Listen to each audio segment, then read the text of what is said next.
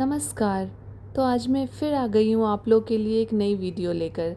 मेरी पिछली कुछ वीडियोज़ में आपने देखे होंगे ज्योतिर्लिंगों के बारे में, जिसमें हमने कुछ ज्योतिर्लिंगों की चर्चा की थी और बाकी के कुछ ज्योतिर्लिंग रह गए थे। तो चलिए आज इस चर्चा को आगे बढ़ाते हैं और बात करते हैं कुछ अन्य ज्योतिर्लिंगों की। तो सबसे पहले बात करते हैं देवघर झारखंड में स्थित वैद्यनाथ ज्योतिर्लिंग की। कहा जाता है यहाँ माता सती का हृदय गिरा था, इसलिए इसे हृदय पीठ भी कहा जाता है। वैद्यनाथ ज्योतिर्लिंग को गॉड ऑफ डॉक्टर्स भी कहते हैं। सावन के महीने में यहाँ लाखों कांवड़िए आते हैं जल चढ़ाने के लिए। अगर बात की जाए वैद्यनाथ ज्योतिर्लिंग से जुड़ी पौराणिक कथा के बारे में, तो कहा जाता है कैलाश पर्वत पर रावण ने शिव की तपस्या की, भगवान से प्रसन्न हुए और प्रकट हुए। तो भगवान शिव ने रावण को उनसे एक वरदान मांगने को कहा, तो वरदान में रावण ने भगवान शिव को ही मांग लिया। रावण ने शिव जी से कहा कि मैं आपके साथ ही रहना चाहता हूँ।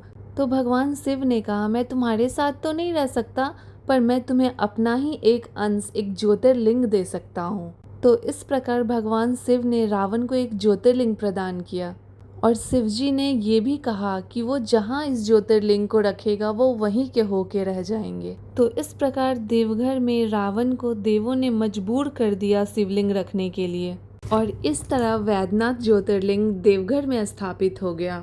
अब अगर बात की जाए ऐतिहासिक पृष्ठभूमि के बारे में, तो देवघर स्थित ये मंदिर तांत्रिक परंपराओं में महत्वपूर्ण है। शिव पुराण में इसका उल्लेख किया गया है। चलिए तो अब आगे बात करते हैं इसकी वर्तमान स्थिति के बारे में। तो यहाँ सावन महीने में बहुत ही भव्य मेले का आयोजन किया जाता है, जहाँ लाखों श्रद्धालु आते हैं।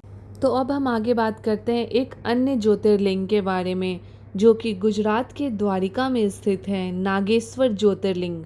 यहाँ नागों के देवता के रूप में शिवजी की पूजा की जाती है। कहा जाता है नागेश्वर ज्योतिर्लिंग के दर्शन से भक्तों के पाप धुल जाते हैं और उन्हें रोगों से मुक्ति मिलती है। यहाँ शिवजी के नागेश्वर रूप की पूजा की जाती है। नागेश्वर का अर्थ है नागों के ईश्वर और शिवजी को नागों का देवता माना जाता है। नागेश्वर ज्योतिर्लिंग से जुड़ी एक पौराणिक कथा भी है। कहा जाता है राक्षस दारुक ने शिवजी के भक्त सुप्रिया को बंदी बनाया था। तब शिवजी ने नागेश्वर रूप में आकर उसकी रक्षा की थी। अगर बात की जाए ऐतिहासिक पृष्ठभूमि के बारे में, तो ये मंदिर प्राचीन व्यापार मार्गों से जुड़ा है। यहाँ हड़प्पा सभ्यता के अवशेष भी मिले हैं। तो अब बात करते हैं नागेश्वर ज्योतिर्लिंग की वर्तमान स्थिति के बारे में। समुद्र के निकट स्थित शिवजी की विशाल प्रतिमा इसे दर्शनीय बनाती है।